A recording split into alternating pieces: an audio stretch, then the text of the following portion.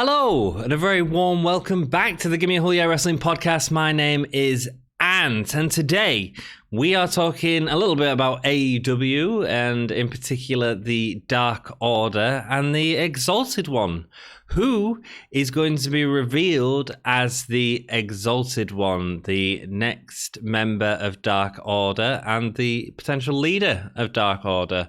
I'm going to go through, I'm going to do this as a top five. So there's a few names cut out. One of them was Raven.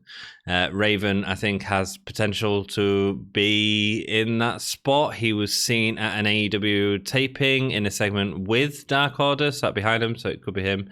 A couple of others, but we'll go through the list of five and see where we get to.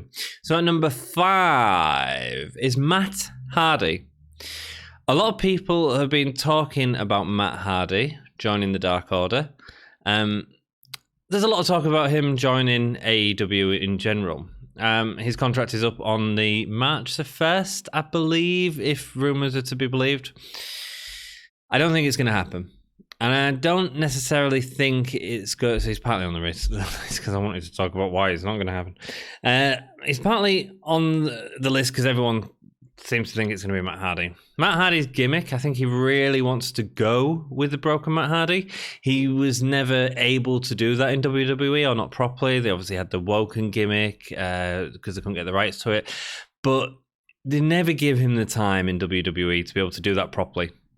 I think creatively, Matt Hardy is putting so much work in. If you go to his YouTube page, like, he's always on there putting up new stuff.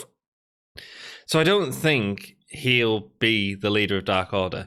That's not to say that he won't be in AEW at some point, because I believe quite strongly that he will, because I think they'll give him the creative freedom to be able to do something. However, the broken Matt Hardy gimmick is too out there, I think, to work in the Dark Order circumstance. It seems to be a more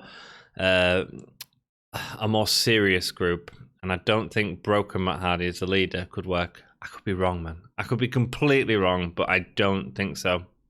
At number 4, we have Christopher Daniels. It's been teased a lot that the Dark Order are trying to recruit him, and I think potentially he could be in Dark Order, but I don't think he'll be the Exalted One.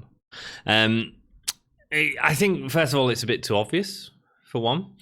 Second of all, I think Dark Order could do with someone like Christopher Daniels, as sort of that strong mid-card wrestler that factions need. Him against Sammy Guevara, I think would be really interesting. I think it'd give him something more interesting than he's sort of doing with SCU, and they could sort of play on stuff. But also, it maybe feels a little obvious. It feels like we've been told they're going for Christopher Daniels. They're sort of harassing him. They're not attacking him. They're telling us it's Christopher Daniels, which means it's probably not going to be Christopher Daniels. Number 3 on the list comes from a tweet that Dark Order AEW put out very recently, which says, "Everybody lives, everybody dies. The Exalted One is near. The Exalted One arrives." Now, this won't be the first time that AEW had been teasing for someone external to come, and it never happened.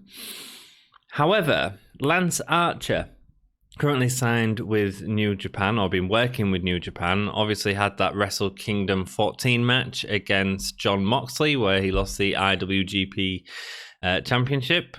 He's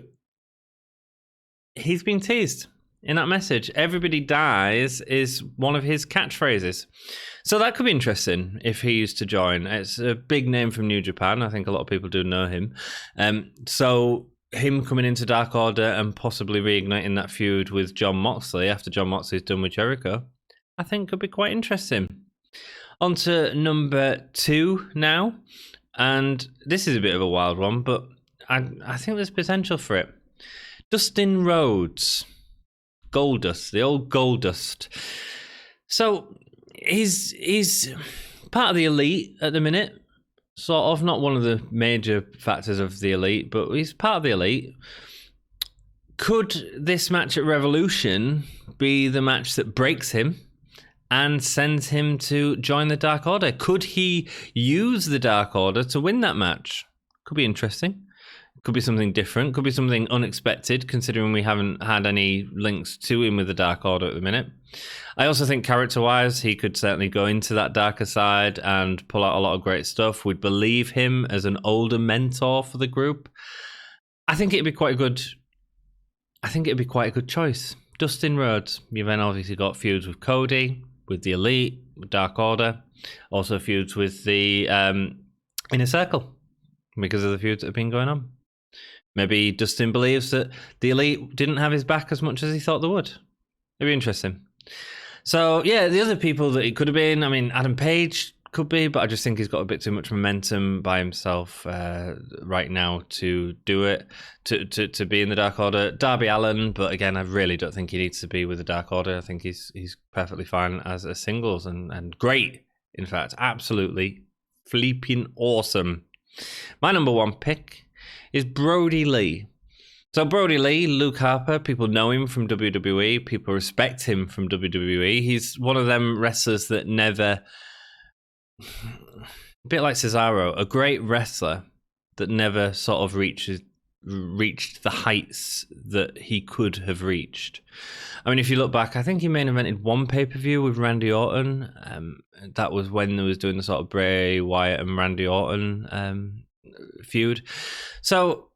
he's a really talented guy. He's a really talented wrestler. He's got name value. He's got recognition within the fans. And he's a dominant force. A big guy that had certainly worked well as the leader of Dark Order.